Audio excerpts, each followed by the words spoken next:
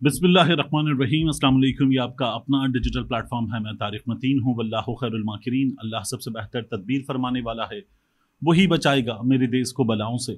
जो बारिश में शजर से घोंसला गिरने नहीं देता, क्योंकि उसकी तदबीर तमाम तदाबीर की इमाम है। अहम तरीन खबरें हैं। तरमीम, आईनी तरमीम, इसका जो तूफ़ान है वो थमने का नाम नहीं ले रहा। एक बार फिर इस तूफ़ान के हवाले से हमारे सामने खबरें आ रही हैं और ये हिदायत मिल गई है इलेक्शन कमीशन ऑफ पाकिस्तान को, जो डर रहा है, अभी तक तो डर रहा है कि क्या करे क्या ना करे, कि मत डरो, कर गुजरो। और ये कहा जा रहा है कि हम हैं, देख लेंगे। इसीलिए आप देखिए कि हुकूमत ने जो डी नोटिफाई हो गए थे अरकान, डी नोटिफाई हो जाने वाले, उनको 17 अक्टूबर को इस्लामाबाद पहुंचने की हिदायत कर दी है। यानी जिनको मखसूस नशिस्तों पर बिठा दिया था और फिर उसके बाद पाकिस्तान तहरीक इंसाफ ने अदालती लड़ाई लड़ी, मखसूस नशिस्तों का फैसला आया सुप्रीम कोर्ट से, डी नोटिफाई हो गए ये लोग।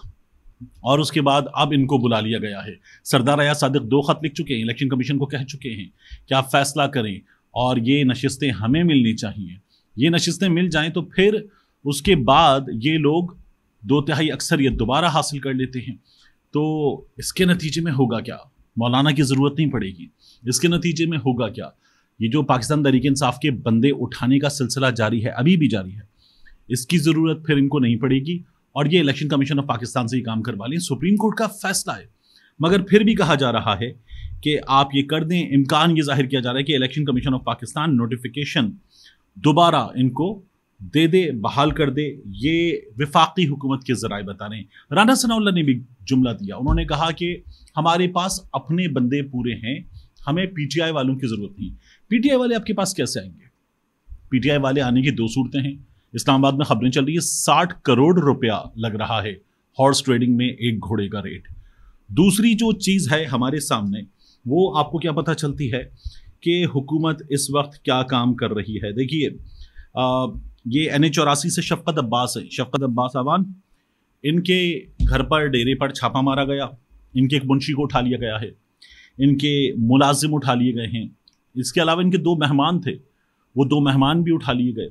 इनके एक भतीजे को भी उठा लिया गया है, क्योंकि पाकिस्तान तहरीक इंसाफ के जो बंदे हैं उनका वोट चाहिए। इसी तरह से मैंने आपको बताया था कि आदिल बाज़ई से मेरी खुद बातचीत हो रही है। आदिल बाज़ई ने कहा था कि मुझे गैर सियासी और सियासी ताकतों का, नून लीग का पैगाम था कि आप हमारे हक में वोट करें।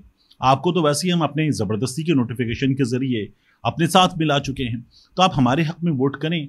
तो आदिल बाज़ई ने ये बात नहीं मानी और आदिल बाज़ई डी सीट कर दिया जाए, चौधरी इलियास डी सीट कर दिया जाए। ये मुस्लिम लीग नून काम कर रही थी। इसमें मज़ीद क्या हो रहा है? सुहेल सुल्तान हैं, ये NH4 खैबर पख्तूनख्वा वहाँ से जीते हैं। सैफुल्लाह अबड़ो पाकिस्तान तहरीक इंसाफ के सेनेटर, ये इनके खिलाफ जो है, आप देखिए रेफरेंस है, और ये reference election commission of Pakistan सुनने जा रहा है। कब? ये मैं आपको डेट निकाल लूँ, बता दूँ। ये इलेक्शन कमीशन ऑफ पाकिस्तान ने कॉज लिस्ट जारी की है 21 अक्टूबर को। तो ये सब कुछ SCO के फौरी बाद दोबारा शुरू हो रहा है। भरपूर अंदाज में इसकी कोशिशें जारी हैं। तो पाकिस्तान तहरीक इंसाफ के लोगों को ये पैगाम दिया जा रहा है कि बात मान लो, बात मान लोगे तो फिर डी सीट नहीं होगे, बात मान लोगे तो बंदे नहीं उठाए जाएंगे। इसके अलावा जो इलेक्शन कमीशन ऑफ पाकिस्तान पे जोर है, इलेक्शन कमीशन ऑफ पाकिस्तान ने अब तक बात नहीं मानी। इलेक्शन कमीशन ऑफ पाकिस्तान अदालत को 2 बार लिख चुका है कि बताएं, ये हमसे बार बार कह रहे हैं कि सीटें हमें दे दो, हमने कानून बदल लिया, सीटें हमें दे दो, हमारी रहनुमाई करें, हम क्या करें। इलेक्शन कमीशन ऑफ पाकिस्तान ने अदालत से रुजू कर लिया है। अदालत ने अभी तक जवाब नहीं दिया। अदालत का मूड क्या लग रहा है? अदालत का मूड, लोग ये कहते हैं कि खामोशी है। ये खामोशी किस काम की? मुल्क में लाकानूनियत है, बंदे उठाए जा रहे हैं, ज़बरदस्ती की तरमीम की जा रही है, अदलिया की आज़ादी पर शबखून मारा जा रहा है। अदालत क्या कर रही है? देखिए, अदालत का एक फ़ैसला मौजूद है। उस फैसले की धज्जियाँ उड़ाते हुए अगर ये अरकान दे दिए गए तो फिर उसके बाद अदालत अपने फैसले के तहत दोबारा एक्शन में आएगी, और अदालत एक्शन में आएगी तो ये तरमीम ये भी फारिग हो जाएगी। इसलिए जो लोग इस सिलसिले में गुस्से का इजहार कर रहे हैं कि अदालत कुछ नहीं कर रही, वो अदालत इससे पहले मिलकर बैठी है। आप अभी भी देख लीजिए कि इस नई जजेस कमेटी के तहत जो काजी फाइज ईसा ने काम किया था, 5 जज साहिबान, मजीद को 10 जज साहिबान हैं जो बेंचेस में नहीं बैठ रहे। मतीउल्लाह जान साहब ये खबर दे चुके। तो अदालत अपना मिजाज और अपनी सोच इस हुकूमत पर, इस सिस्टम पर वाज़े कर चुकी है। ये तो हमारे सामने आ रहा है। अब इन हालात में एमएनए भी अगवा करने की कोशिशें हो रही हैं, रेफरेंसेस भी लग गए हैं। 21 तारीख को पाकिस्तान तहरीक इंसाफ के लोगों को ख़रीदने की भी ऑफ़र हो रही है। इलेक्शन कमीशन ऑफ पाकिस्तान पे भी जोर दिया जा रहा है कि आप हमारी बात मान लें। मरियम नवाज शरीफ साहिबा का एक बंदा वो पकड़ा गया। हुआ क्या? मरियम नवाज शरीफ साहिबा का ये बंदा कौन है? हमारे दोस्त हैं हसन अयूब, ARY पर आप इनको शाम 7 बजे के प्रोग्राम द रिपोर्टर्स में देखते हैं। इन्होंने एक ट्वीट किया और कहा, अहम तरीन पाकिस्तान तहरीक इंसाफ ने अपना रिवायती फाशिस्ट चेहरा दिखाकर तौसा शरीफ से अपने ही MNA ख्वाजा शिराज को गुज़श्ता कई हफ्ते से खैबर पख्तूनख्वा में कबायली अजला में कैद कर रखा है। पाकिस्तान तहरीक इंसाफ वाले वहाँ पर हुकूमत है, अपने बंदे उठाकर ले गए कि यहाँ पर तो ये लोग बंदा ही उठा लेंगे, तो वहाँ ले गए हैं। अब हसन अयूब ने कहा ट्वीट करके, उनका कज़न / रिश्तेदार मंजर आम पर आ गया, उनके बच्चे रो रहे हैं, ये है इनका जमहूरी चेहरा पाकिस्तान तहरीक इंसाफ वालों का। फिर हसन अयूब ने इस बंदे की शक्ल भी हमें दिखाई और बताया कि ये बंदा क्या करता है। ये जो बंदा है ख्वाजा शिराज का कज़न, ये बंदा कौन है? ये मरियम नवाज शरीफ का बंदा है। इस बंदे का नाम है ख्वाजा मोहम्मद नाजिमुल महमूद। ये इलेक्शन लड़ा था, कहाँ से? PP 285 से। और यहाँ पर जीता कौन था? यहाँ पर जीता था इंडिपेंडेंट कैंडिडेट ख्वाजा सलाउद्दीन अकबर। ख्वाजा सलाउद्दीन अकबर जीता और ये बंदा हार गया था। ये बंदा मरियम नवाज की टीम में है। सरकारी स्कूलों में इंग्लिश स्पोकन क्लास शुरू करने का फैसला, ये इजलास हो रहा था और इस इजलास में ये बंदा मरियम नवाज शरीफ की टीम का बैठा हुआ था। तो इसको कोई अपने रिश्तेदार की मोहब्बत नहीं आई हुई। पाकिस्तान तहरीक इंसाफ ने बंदे उठा के छुपा दिए। तो वो जो गुस्सा है ना कि कहाँ गए ये बंदे, ये मिल क्यों नहीं रहे, इनको उठाएं हम लोग, इनको उठा के इनसे ज़बरदस्ती वोट दिलवाएं अपनी मर्जी का, ये काम नहीं हो पा रहा। इसलिए ये गुस्सा आपको नज़र आ रहा है। ये अपने रिश्तेदार के लिए नहीं बोल रहा। ये वाली सिचुएशन है और इस सिचुएशन में आपको ये चीखें नज़र आ रही हैं। इन हालात में मज़ीद क्या हो रहा है?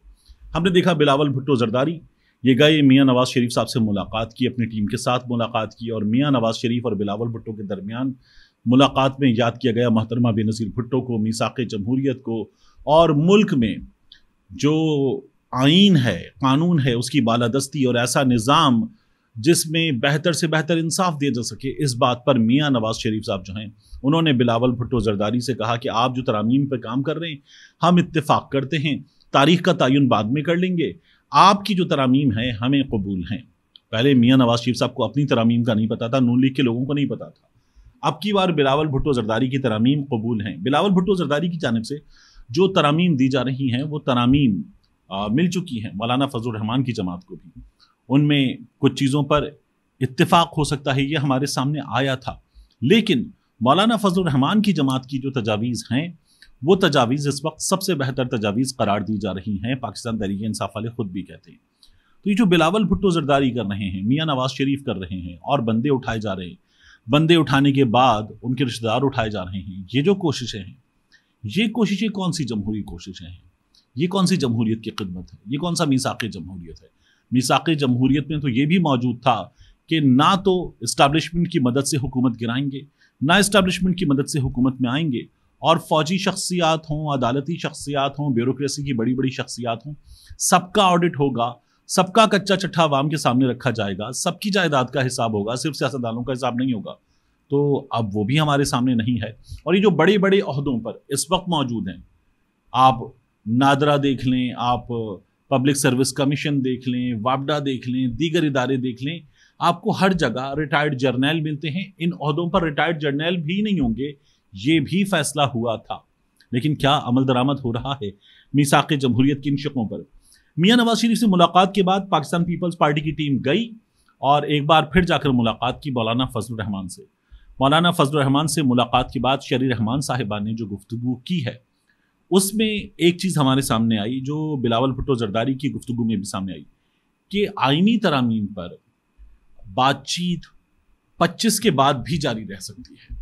ये जो जुमला है ना, आईनी तरामीम पर बातचीत 25 के बाद भी जारी रह सकती है, ये जुमला बता रहा है कि अभी तक इनके वोट पूरे नहीं हैं। लेकिन ये जो एफर्ट है, बंदे फौरी बुलाओ, बंदे बुला के इलेक्शन कमीशन से बात करो, इलेक्शन कमीशन से बात करके तमाम लोगों को जो बैरून मुल्क भी मौजूद हैं उनको पहुंचने की 18 तारीख दे दी गई है।